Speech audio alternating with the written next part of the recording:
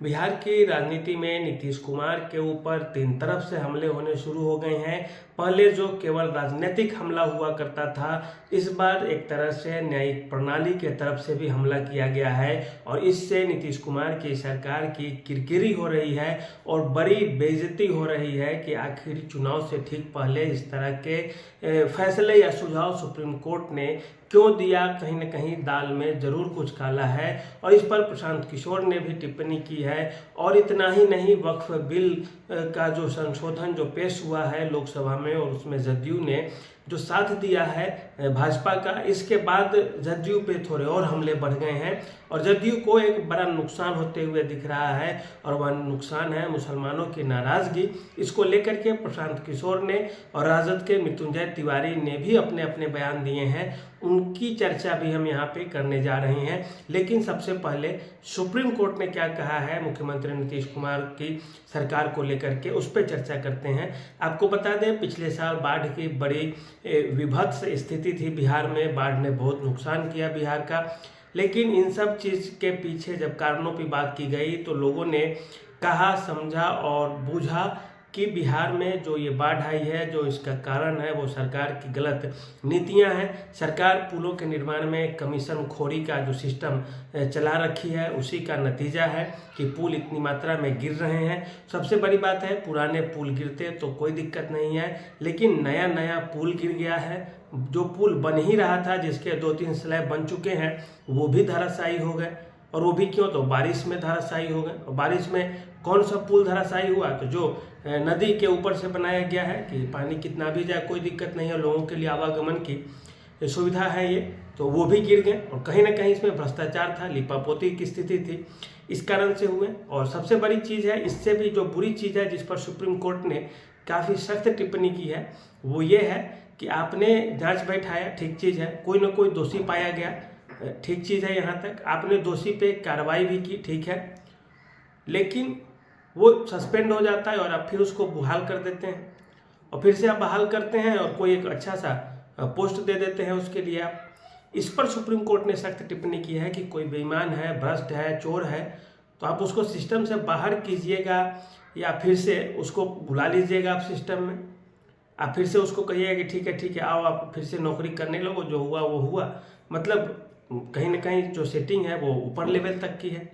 और supreme court को इसी चीज़ का यही चीज़ बुरा लगा है सुप्रीम कोर्ट को, जिस कारण से सुप्रीम कोर्ट ने हाई कोर्ट को दिशा निर्देश दिए हैं कि आप अपने यहाँ इस चीज़ को का देखरेख कीजिए, समीक्षा कीजिए, मुकदमे की सुनवाई कीजिए और बड़े स्तर पे एक तरह से जांच कीजिए। ये PIL दायर थी और इसी पर सुनवाई हुई है। सुप्रीम कोर्ट ने 28 दिन का समय दिया है कि 28 दिन के अंदर जो सुप्रीम कोर्ट का जो रजिस्ट्रार है वो इस केस को पटना हाई कोर्ट में ट्रांसफ़र करे और अब हाई कोर्ट इन सब चीज़ों की सुनवाई करेगी। और ये सरकार के लिए बड़ी छीछा लेदर की स्थिति है, बेइज्जती वाली चीज़ है कि आप चोर बेईमान भ्रष्ट को किस तरह से सिस्टम में एक बार बाहर कर देते हैं और फिर कुछ दिन बाद ले लेते हैं। क्यों? क्योंकि कुछ न कुछ सरकार का इसमें हित जुड़ा होता है। इसके बाद प्रशांत किशोर पे आते हैं। प्रशांत किशोर ने वक्फ संशोधन बिल जो पेश हुआ है लोकसभा में, पास हो गया, अब राज्यसभा में आज हो रहा है, तो इस पर भी बड़ी सख्त लहजे में टिप्पणी की है और उन्होंने कहा है कि वक्फ बिल के लिए केवल और केवल नीतीश कुमार जिम्मेदार है, वो भाजपा से ज़्यादा जिम्मेदार है। और क्यों?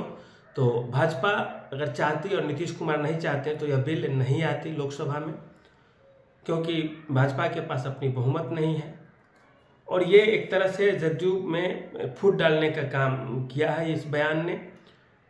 और इससे ये संभावना लगने लगी थी कि जदयू दो फाड़ हो जाएगी और जदयू टूटने वाली है, टूट सकती है इस मुद्दे पे। जदयू के एक नेता राजद के नेता से मुलाकात भी करते हैं, वे मुसलमान थे और कहा जा रहा था कि वे अपना शायद पाला बदलेंगे। इसके बाद मृत्युंजय तिवारी जो राजद में प्रवक्ता के पद पे हैं, उन्होंने कहा भी कि जदयू बहुत जल्दी टूट जाएगी दो भाग में वक्फ बिल को लेकर के। जदयू में कुछ ऐसे नेता भी हैं जिन्हें मुसलमान भी वोट करते हैं, मुसलमान भी उन्हें अपना नेता मानते हैं और वैसे नेता हो सकता है इस चुनाव में जदयू से दूर चले जाएं, जदयू से अलग हो जाएं और ये जदयू के लिए एक बड़े नुकसान की चीज़ होगी। ऊपर से प्रशांत किशोर तरह तरह के आरोप लगा रहे हैं बिहार सरकार के ऊपर, भ्रष्टाचार के आरोप, पैसे खाने के, पैसे चोरी करने के आरोप लगा रहे हैं, बेरोजगारी के आरोप लग रहे हैं। नीतीश कुमार जी की जो लोकप्रियता है वो कम होती जा रही है। केवल 17-18% लोग चाहते हैं कि मुख्यमंत्री बने।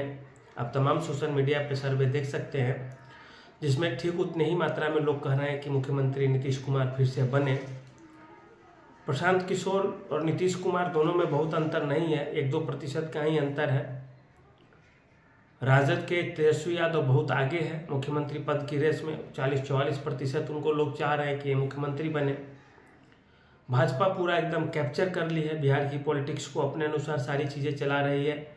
नीतीश कुमार, अमित शाह जब आए थे बिहार में तो उन्होंने कहा भी था कि आपको कुछ भी दिखे, कोई भी कैंडिडेट हो, कोई भी सिंबल हो, सबको कमल के रूप में देखना है।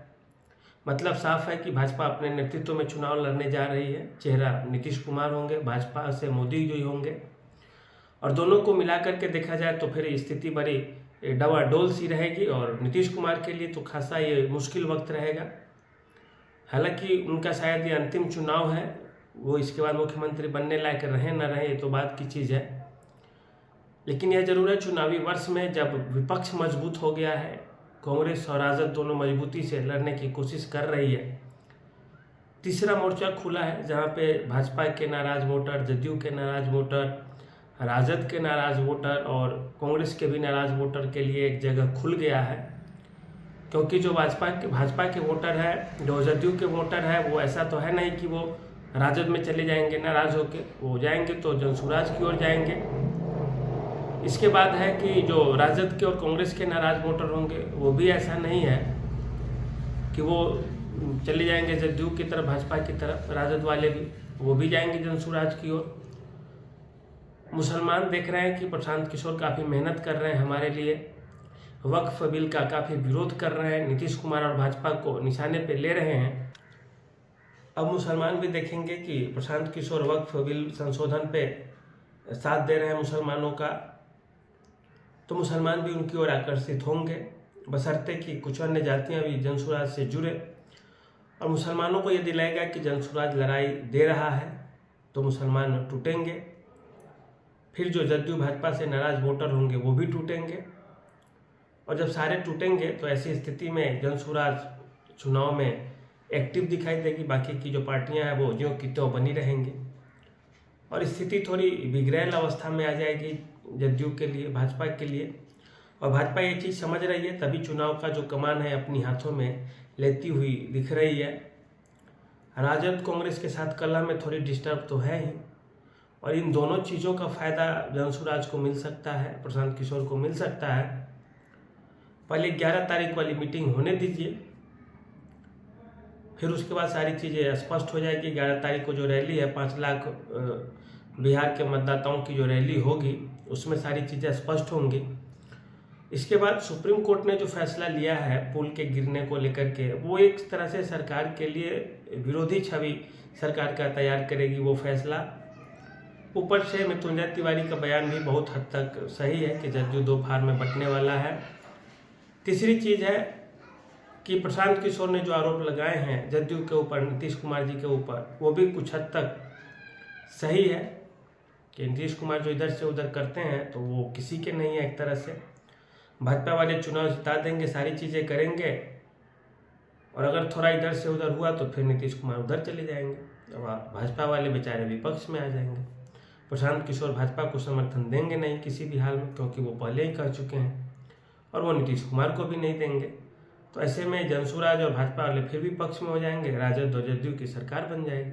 फिर प्रशांत किशोर जदयू को समर्थन देंगे नहीं, भाजपा को समर्थन देंगे नहीं, तो फिर जदयू राजद से जाके मिल जाएगी, सरकार बना लेगी, और बाकी लोग मुंह देखते रह जाएंगे। कुल मिला के देखें तो स्थिति बड़ी विकट सी है बिहार में। और ये जो आरोप लगे हैं राजद के तरफ से, जनसुराज के तरफ से, सुप्रीम कोर्ट के तरफ से, ये चुनावी वर्ष में नीतीश कुमार जी के लिए सही नहीं है, और इसका नुकसान आपको देखने को मिल सकता है, और देखिएगा भी नुकसान होते हुए। तो कैसी लगी है समीक्षा आप हमें बताइएगा। आज के लिए इतना ही, धन्यवाद, नमस्कार।